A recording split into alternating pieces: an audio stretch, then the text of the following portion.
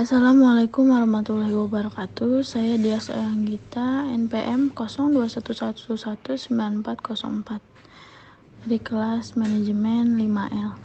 Di sini saya akan menjelaskan tentang merancang perubahan dan pengelolaan pada PT Pertamina. Selanjutnya yaitu ada profil perusahaan. Pertamina adalah perusahaan milik negara, yaitu BUMN terbesar di Indonesia dalam hal pendapatan dan labanya.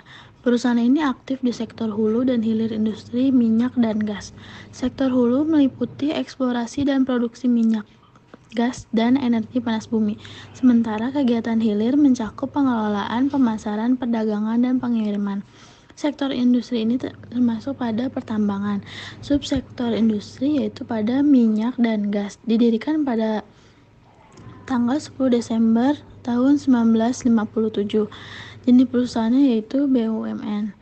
Anak perusahaan utama yaitu ada Pertamina EP, Pertamina Gas, Pertamina Getral Energi, Pertamina EP Cepu, Pertamina Hulu Energi, dan Pertamina Drilling Service Indonesia. Pertamina juga memiliki visi misi, yaitu visinya menjadi perusahaan energi nasional kelas dunia. Misinya yaitu menjalankan usaha minyak, gas, serta energi baru dan terharukan secara integrasi berdasarkan prinsip-prinsip komersial. Dalam mencapai visi dan misinya, Pertamina berkomitmen untuk menerapkan tata nilai sebagai berikut, yaitu yang pertama ada clean, yaitu dikelola secara profesional, menghindari bantuan kepentingan, tidak menerasi suap, menjunjung tinggi kepercayaan dan integritas, berpedoman pada asas-asas tata kelola korporasi yang baik.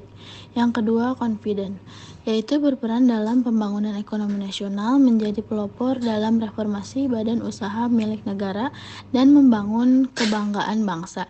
Yang ketiga yaitu adalah komersial, yaitu menciptakan nilai tambah dengan orientasi komersial, mengambil keputusan berdasarkan prinsip-prinsip bisnis yang sehat.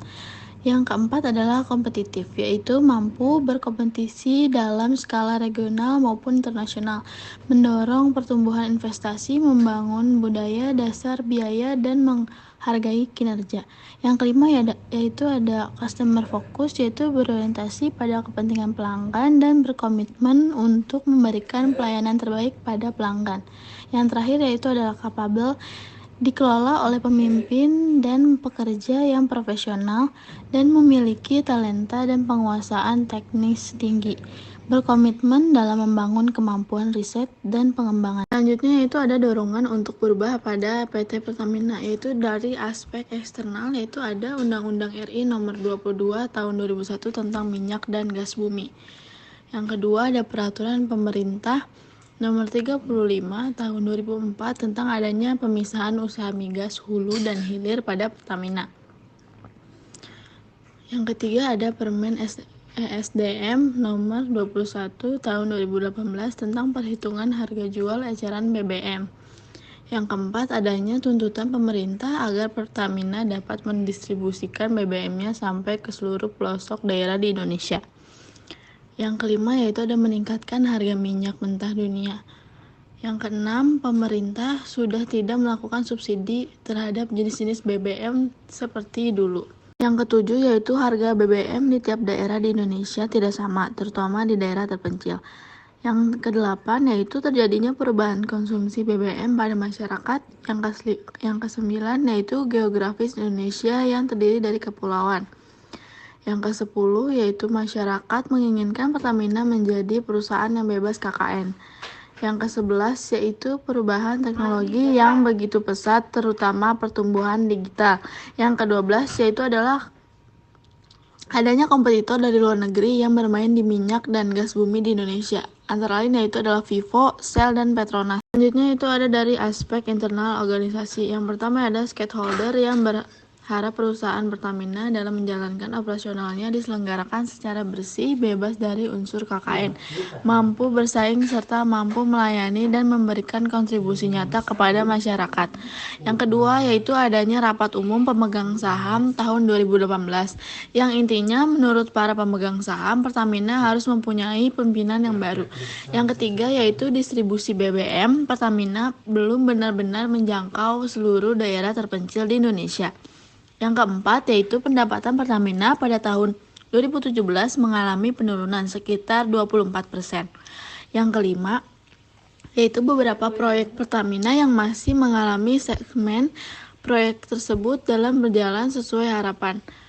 Sehingga dengan adanya perubahan, maka proyek tersebut bisa cepat berjalan sesuai dengan harapan pemerintah. Misalnya pengalihan TPP, yaitu Trans-Pacific Petrochemical Indonesia. Proyek kilang Refining Development Master Plan. Yang keenam yaitu adanya kesadaran dari Pertamina sendiri untuk mengubah fokus bisnisnya. Saat ini fokusnya pada produk, diharapkan dengan adanya perubahan dapat menjadikan Pertamina lebih berfokus pada pasar korporat dan retail. Ada strategi perubahan. Strategi yang dilakukan Pertamina dalam menghadapi perubahan status perusahaan seperti yang pertama yaitu mengembangkan penguasaan pasar gas, power, dan NRE dengan mengamankan sisi pasokan serta mengcreate dan memperluas pasar untuk mengembangkan skala bisnis melalui optimalisasi bisnis existing dan penguasaan resources baru. Yang kedua, ada ekspansi pasar baru untuk mengakselerasi bisnis diklotat EGBT di bidang gas, power, dan NRE. Yang ketiga yaitu mengembangkan resources dan bisnis baru sebagai new growth engine. Yaitu perubahan pada internal, yaitu perubahan visi menjadi perusahaan energi nasional berkelas dunia dengan menerapkan 6C, yaitu clean, competitive, confident, customer focus, commercial, capable. Menjadi perusahaan minyak nasional berkelas dunia. Menjadi perusahaan energi nasional berkelas dunia. Yang kedua yaitu reorganisasi direktur gas, kalangan LPG, BBM, jenis premium di beberapa daerah. Yang ketiga yaitu perubahan direktur pemasaran menjadi direktur pemasaran retail dan korporat. Fokus pada pemasaran, bukan produk oriented tapi customer oriented.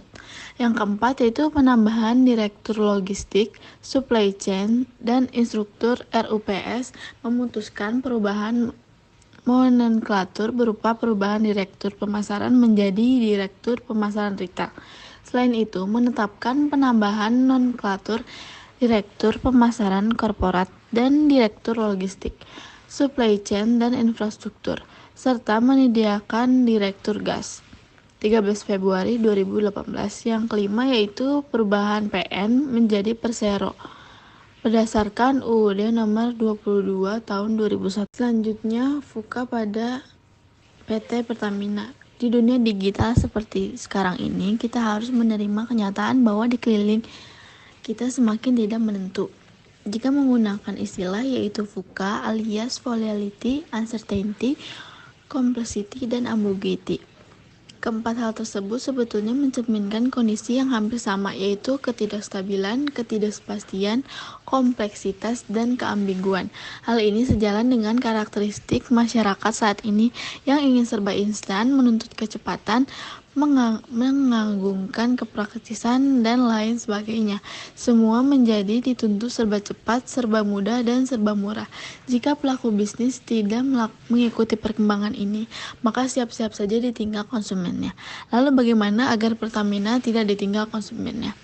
Direktur Utama Pertamina, Masa Manik, menyiapkan 4 jurus itu, yaitu yang pertama adalah visionary leadership. Di masa ini adalah kunci utama karena pemimpin adalah role model bagi suatu organisasi di bawahnya.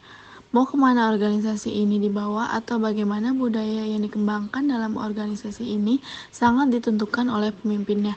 Yang kedua adalah unleash your hidden potential atau mengeluarkan segala potensi kita yang belum keluar. Sudah lewat zamannya di mana orang bekerja dengan secukupnya. Ini adalah masa di mana pekerja melakukan hal yang lebih dari standarnya. Kompetisi menjadi lebih ketat dan bagi yang tidak sanggup bersaing maka harus bersiap untuk minggir. Ketiga adalah menjadi change agent. Jika pekerja sudah melakukan perubahan di bagian yang ditanganinya, maka sudah saatnya menjadi agen perubahan yang bisa memberikan dampak lebih besar.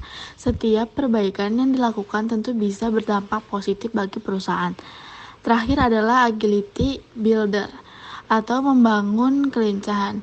Bisnis yang semakin kompleks saat ini menuntut kelincahan perusahaan dalam berbisnis, bukan saja sekedar menjawab perubahan yang ada, namun juga mengeluarkan inovasi-inovasi agar bisa selalu ada di garda terdepan.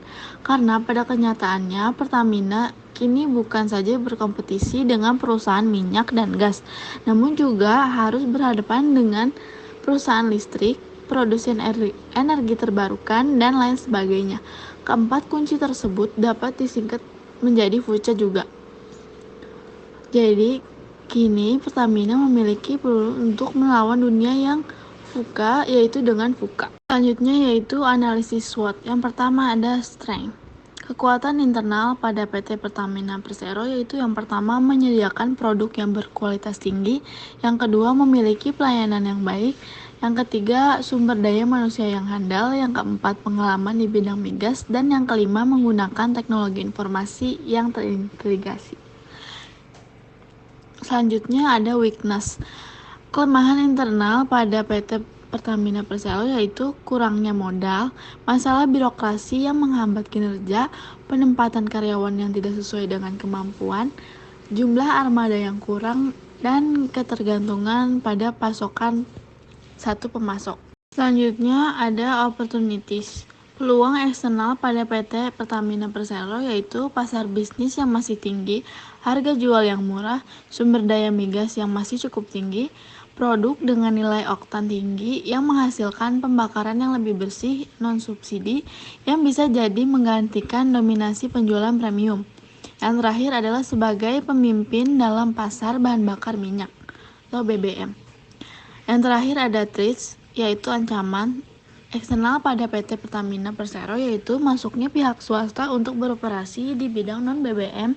Makin banyaknya pihak swasta yang melakukan eksplorasi migas di wilayah Indonesia, pengaruh investasi, pasar bebas, dan image bahwa produk yang ditawarkan kompetitor Shell dan Petronas memiliki tingkat kualitas yang lebih baik menjadikan ketertarikan konsumen untuk berganti produk konsumsi. Selanjutnya kesimpulan. Melalui berbagai inovasi dan solusi yang dilakukan PT Pertamina, dampak yang positif terhadap kinerja perusahaan. PT Pertamina telah berhasil melakukan transformasi organisasi dengan memperhatikan budaya organisasi dan kepuasan kerja dalam meningkatkan kinerja karyawannya. Meningkatnya kinerja karyawan dapat mempengaruhi tercapainya tujuan dari organisasi tersebut.